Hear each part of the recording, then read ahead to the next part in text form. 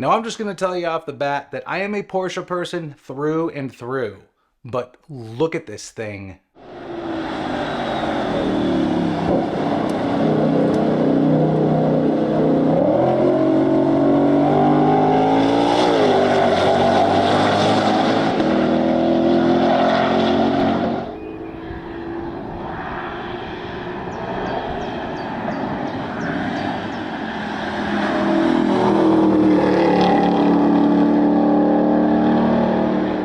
That is the Ford Mustang GTD, and Ford built it to take on Porsche, but not just any Porsche. Ford wants to beat the 991.2 GT2 RS around the Nurburgring.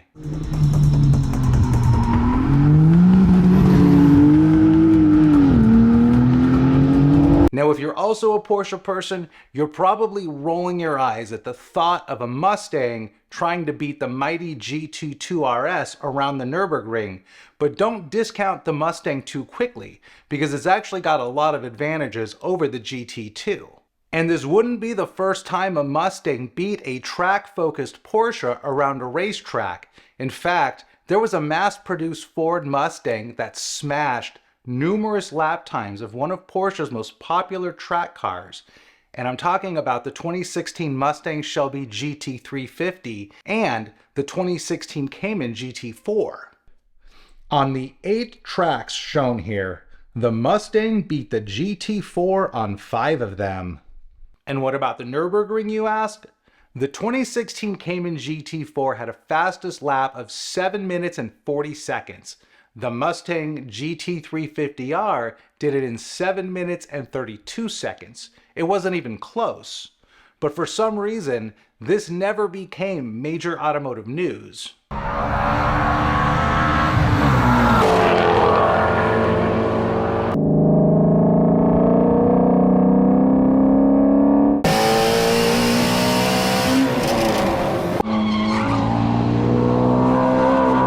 If you're new to my channel, I publish original automotive content every Sunday. So if you're not subscribed yet, click below to subscribe.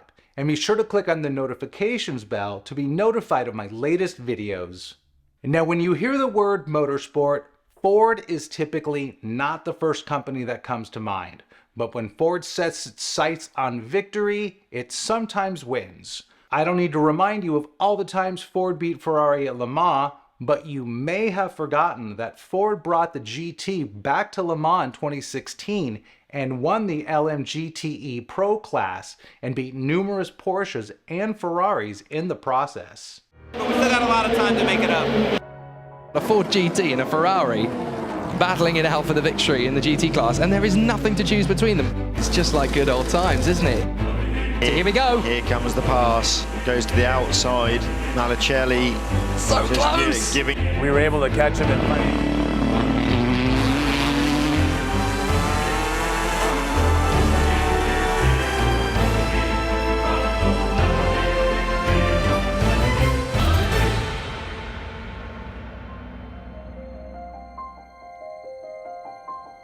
So here's how the Mustang GTD and GT2 RS stack up against each other on paper. So the GTD's got the GT2 beat in horsepower and suspension, and surprisingly, the GTD only weighs 27 pounds more than the GT2.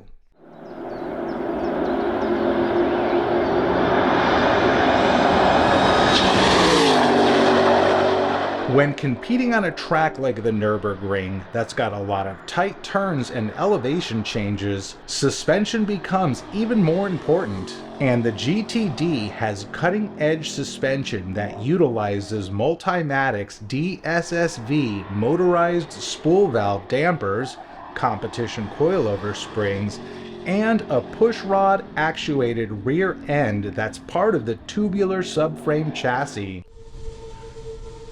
The GTD also has a much more advanced aerodynamics package featuring hydraulically controlled front flaps, a carbon fiber underbody, and an active rear wing. This system actively balances the need for sleek aerodynamics to go fast, while also creating downforce to maintain grip. For sharp turns, where grip is important, the system closes the main wing element and front flaps. Meanwhile, the underbody aerofloor uses strakes to funnel air from under the vehicle to the sides of the car, and through large fender louvers in the wheel well. All of this coming together increases downforce, gluing the car to the tarmac. When all-out speed is important on the straightaway, the drag reduction system activates. Opening the rear wing to reduce drag and downforce, it also opens special front underbody flaps to slow the airflow under the car, decreasing the front downforce so the vehicle remains balanced.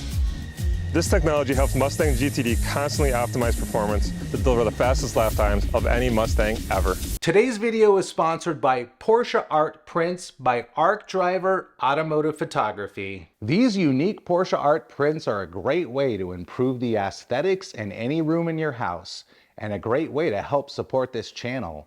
They feature museum quality printing on heavy duty paper that has a partly glossy and partly matte finish. You can check out the entire collection by clicking on the link in the description below. But another area that the GTD has a huge advantage over the GT2 is the chassis, because the GT2 is a road car that has been modified for the track, but the GTD is a race car that's been modified to be street legal.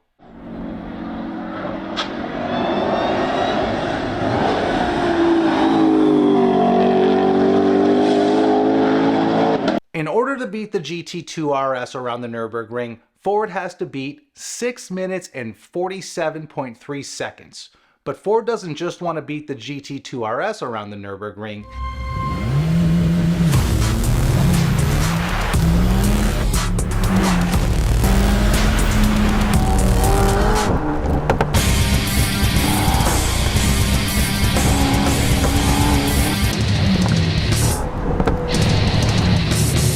It also wants to beat the Mercedes AMG GT Black Series, which has a lap time of 6 minutes and 43.6 seconds, over 3 seconds faster than the GT2 RS. And just for measure, the 992 GT3 RS lapped the Nürburgring in 6 minutes and 49.3 seconds, exactly 2 seconds slower than the GT2 RS.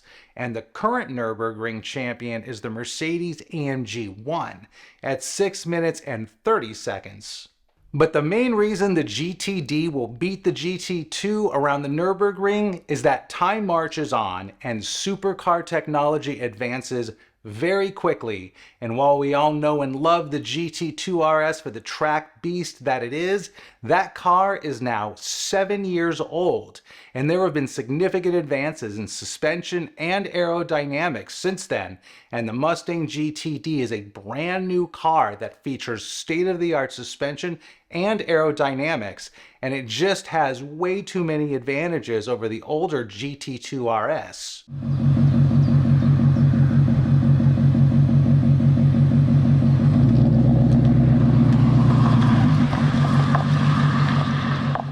Ford started testing the GTD at the Nürburgring about 2 weeks ago, and so far they haven't been pushing the car to its limits, which tells us that they're still getting it dialed in. We can expect a couple more weeks of testing, and then Ford will make the official lap time announcement at their leisure. Manufacturers often let this announcement drag on so the hype can build up, but hopefully Ford will let us know sooner than later.